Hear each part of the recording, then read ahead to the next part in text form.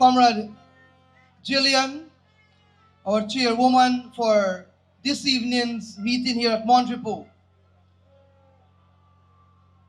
The Honorable Dr. Bhara Jagdeo, Vice President, General Secretary, and someone who all of us have tremendous respect for, especially during his tenure as President and Opposition Leader. Give it up for our leader! And the son of the soil, the Honorable Mahobi Ranil Nandala, Attorney General and Minister of Legal Affairs. And not forgetting the young speakers just like me who's on stage. Comrade Lisa Jagrup, Comrade Sion Williams, and Dr. Goodins. My friends, you heard the three of them earlier. And what they said, thousands of Guyanese across this country has those similar words to share. Thousands. From Afro-Guyanese, from Indo-Guyanese, to Amerindians, and to the mix.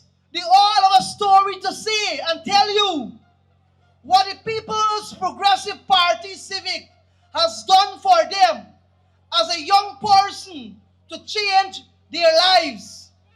And that is another important hallmark that many of us, especially elders, our parents and grandparents, and even those who are coming up now, forget that the People's Progressive Party Civic, from the inception of 1950, with our founding leader, Dr.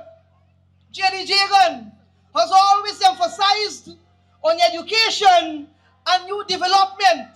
And our party at this moment, who is in government, is at the highest in the history of this country in investing in new development.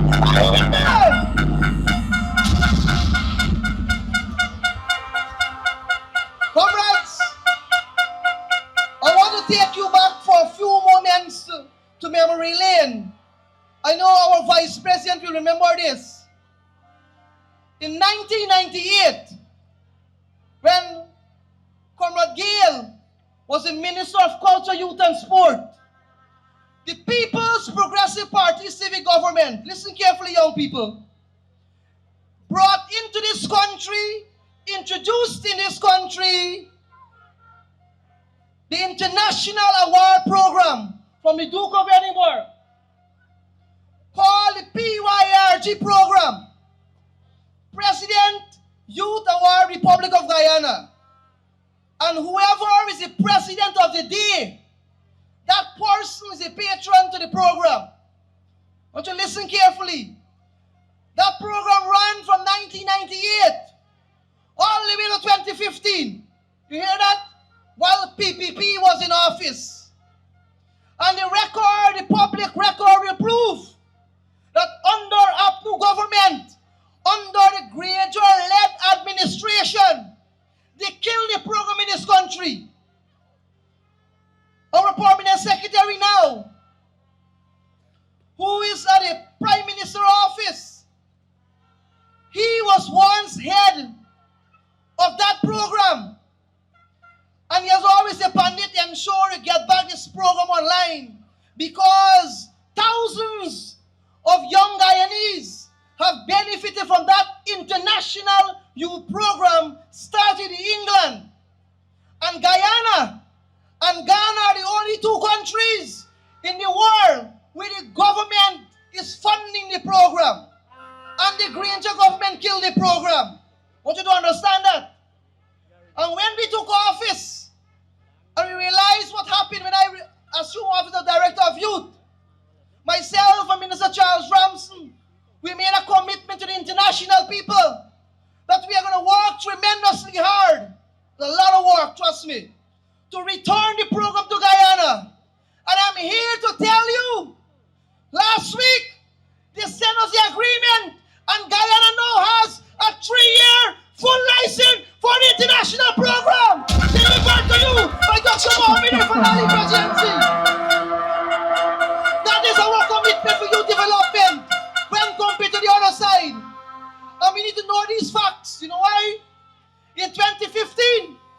campaign heavily on youth and youth and youth.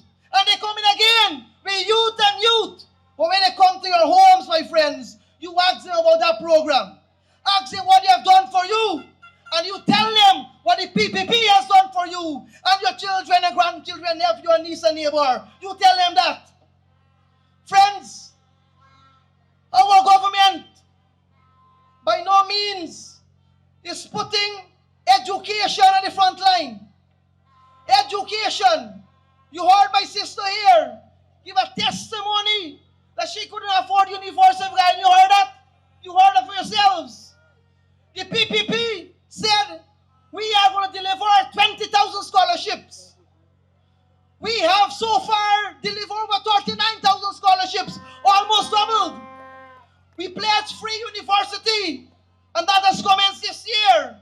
But when compared to the other side, let me tell you something. We are encouraging an educated nation.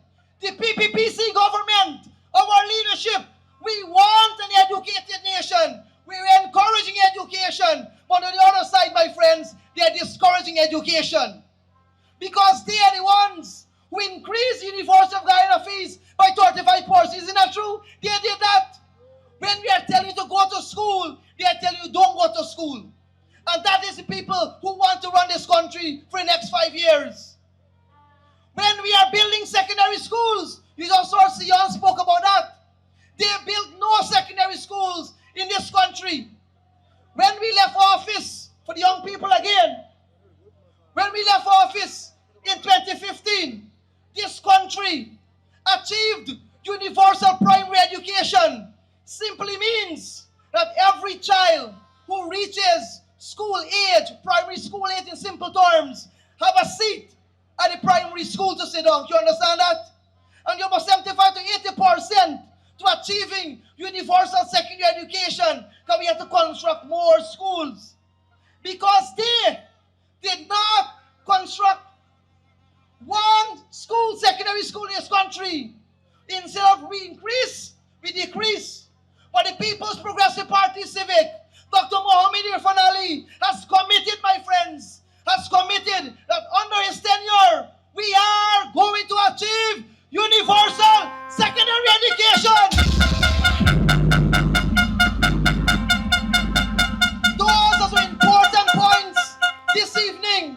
I want to share with you parents and grandparents and young people to know that the PPPC is working very hard for empowerment and independence for young people in this country. And my friends, on the 1st of September, I am reminding all of you to vote resoundingly for the People's Progressive Party.